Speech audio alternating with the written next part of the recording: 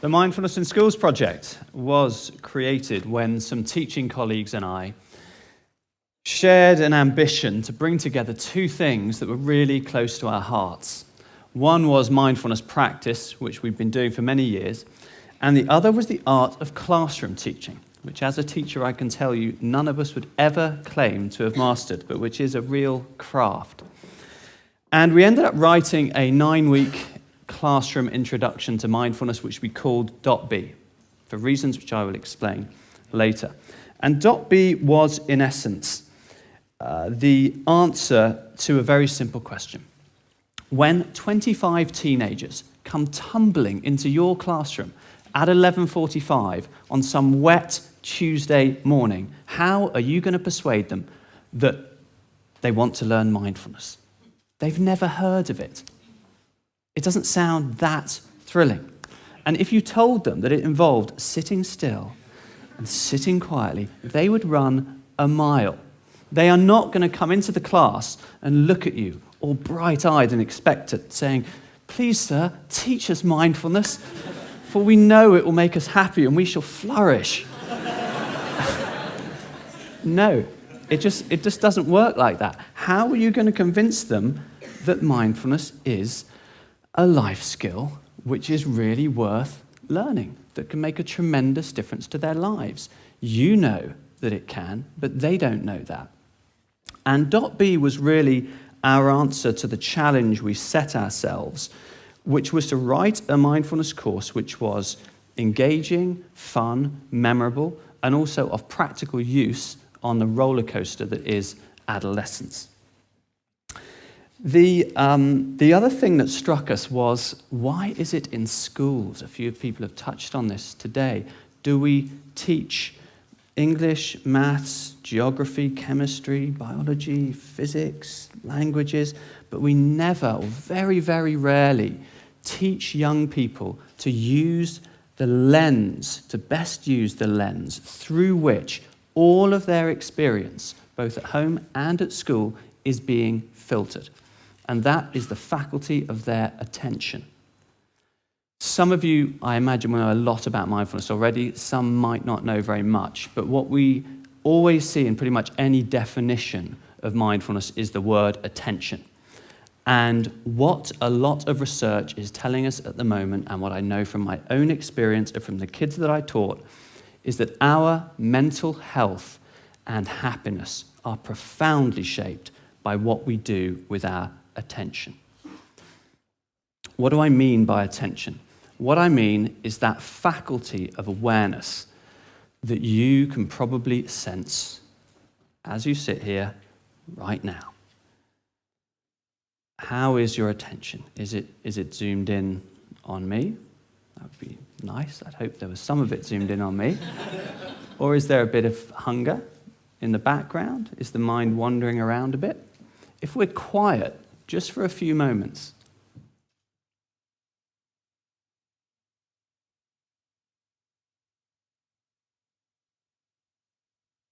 notice how our attention opens up to the soundscape around us. Your experience of this moment, like the experience of every moment of your life, is profoundly shaped by where you place your attention and how you place your attention. Now, being a school teacher, I cannot give a talk without involving my class. So are you ready to do a little mindfulness exercise? Yes! Good. And if you are at home, please do this. Otherwise, I will look very strange. Please join in this exercise for it to make sense. This is one of the first exercises we do on the course. What I'm going to do is I'm going to count down 3, 2, 1. And then I'm going to count up, and we're all going to count up, clapping, 1, 2, 3. And then we're going to hold out our hands about that far apart as if we're holding a football. Okay, so I'll go 3, 2, 1. We all go 1, 2, 3. And then we hold out our hands as if we're holding a football. Why don't we just sit up to give this some attitude as well? Classic feet shoulder width apart on the floor. Okay? Clap as hard as you can. 3, 2, 1, 1, 2, 3. Now, without looking at them, and even closing your eyes if you're happy to do that, try placing your attention in your hands.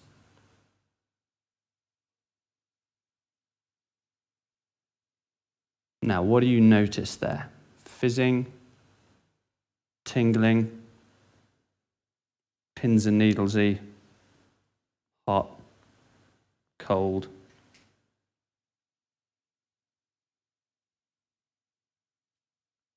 Now, let's play with our attention. Try zooming your attention in on your thumbs.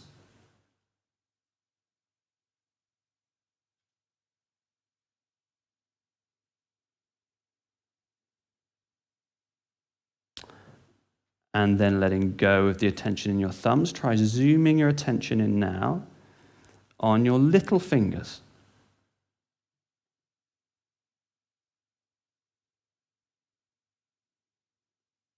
And if you're happy with that, why not try the tippy tip of your left little finger?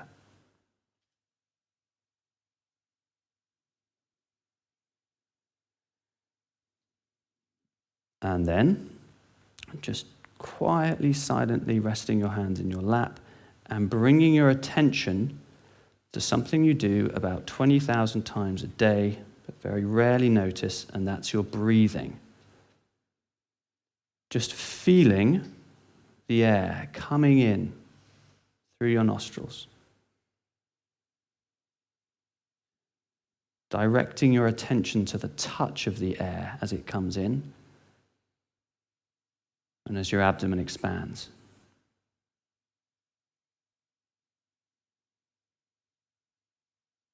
Just being with your breathing for a few moments.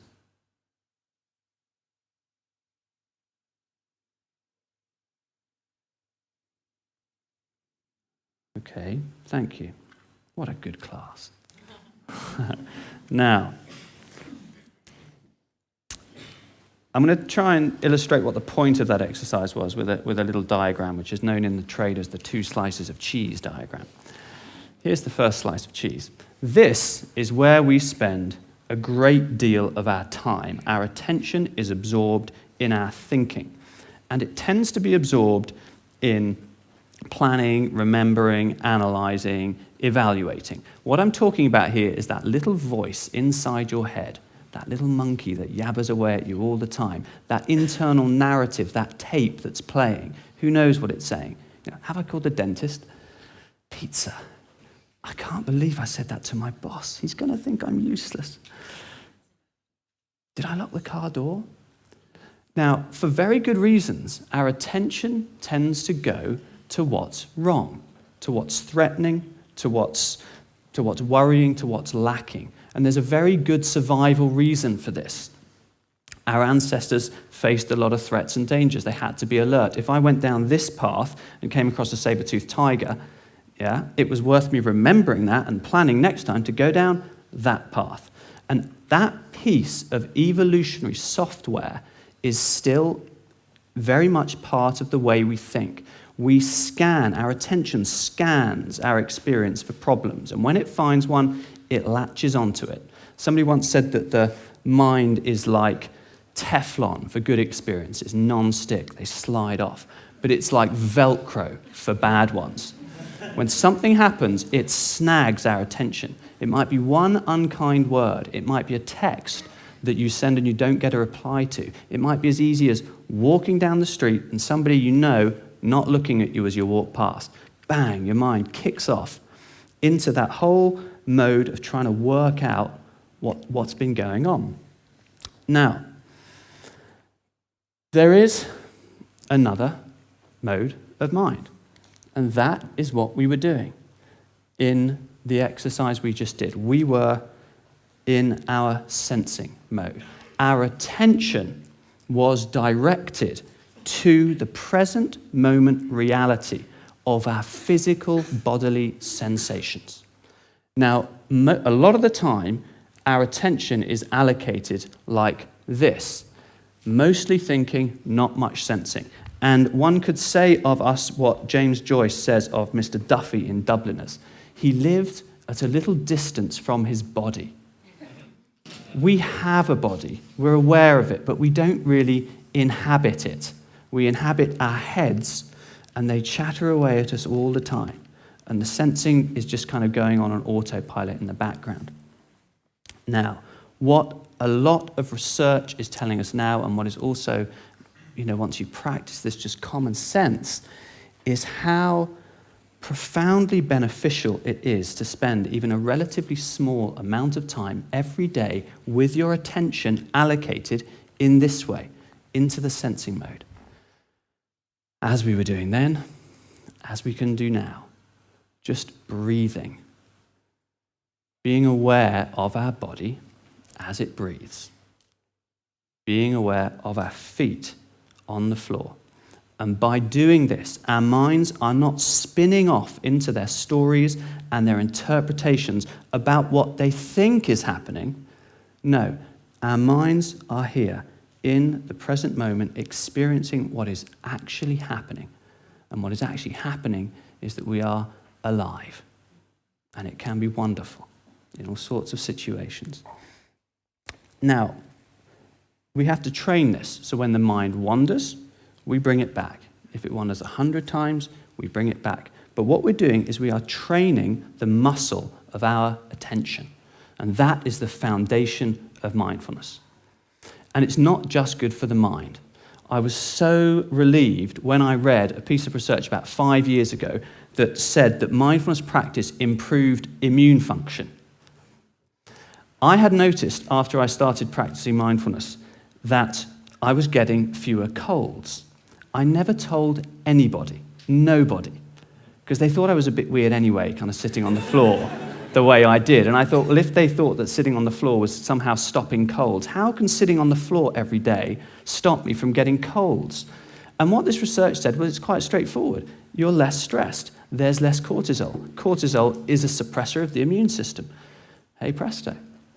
So that's just one of the benefits. I mean, the other one which, in terms of young people, just one thing here. What I'm not doing, by the way, I'm not a teacher here telling that we should tell our young people not to think.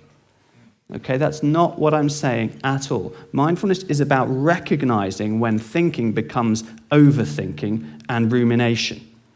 Yeah, and knowing how to change gear into a mode of mind which is more nourishing. Okay, because if you don't change mind, if you don't, what can happen is anxiety and even depression.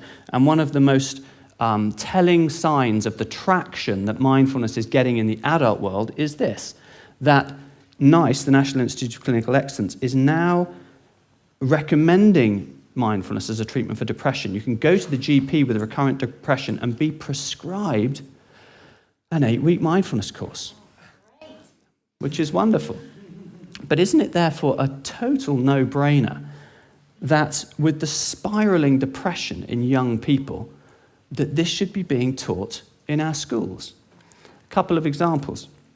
At a more serious level, one girl came up to me and said how helpful it had been to know how to bring her attention to her breathing and her feet when her mother was screaming at her. Because normally she would lose control and just get incredibly upset. But she found that refuge in the present moment, and that was a tremendous relief for her. At a more trivial level, but in some ways not so trivial, is exams are so much a part of school life now. They cause tremendous anxiety, but countless times I've had kids come up to me a year, 2 years, even 3 years later and said, "Oh, sir, I was standing outside the exam hall and I was bricking it," which for those of you who don't live in the UK means I was very, very nervous. And I did a .B, or I did a 7-11, which is 2 of the exercises we teach, and it really helped.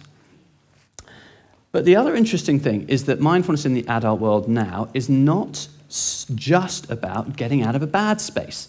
It's also about getting into a good space.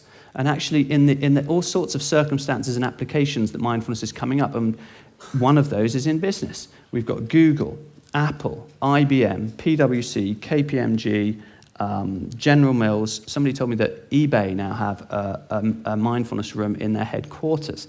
So in other words, these people are seeing the potential of a life skill which is not only making their employees healthier and happier, and interestingly, kinder to themselves and to their colleagues, but it's also helping them to work better.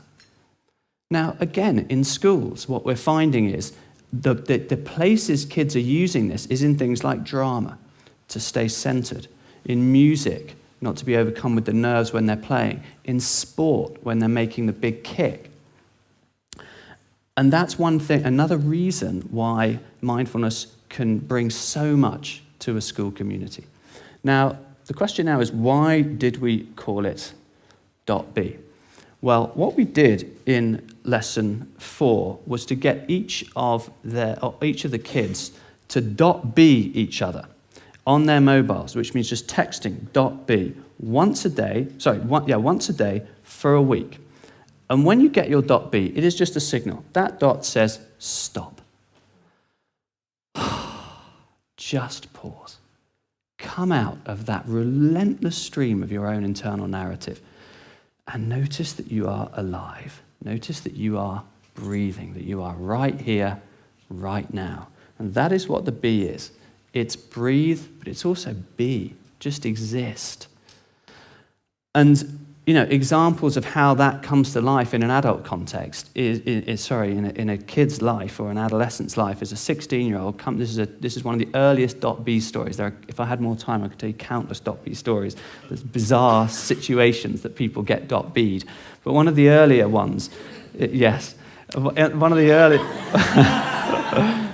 It's not the time or the place. One of the earliest .B stories was of a young man who came out of a nightclub. And the girl that he was with just collapsed on the floor in front of him. Probably, vodka, something, just was on the floor. He felt really panicky and really stressed and really worried. And suddenly, ping, .B. Okay, this is here. Breathe, feel your feet on the floor. And he said it just really helped him just to see the situation clearly. Recovery position, 999. Job done. Now, okay. Now, I'd like to finish with this quote from William James, very prescient that in 1890 he was able to spot this.